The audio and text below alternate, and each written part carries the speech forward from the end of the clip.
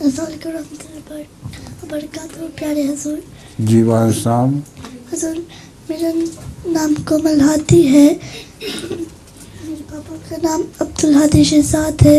میری ماما کا نام سنینا ہاتھی ہے اور میں وونس پر جماعت سے آئی ہوں.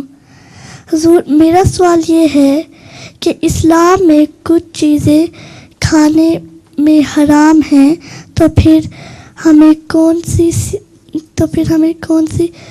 سی فوڈ کھانی چاہیے؟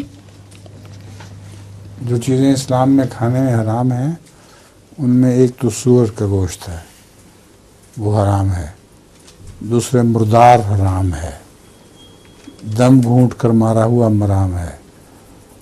ایسا جانور جس کو کسی نے سینگ مار کے ہلاک کر دیا ہو، وہ مر چکا ہو، وہ بھی حرام ہے.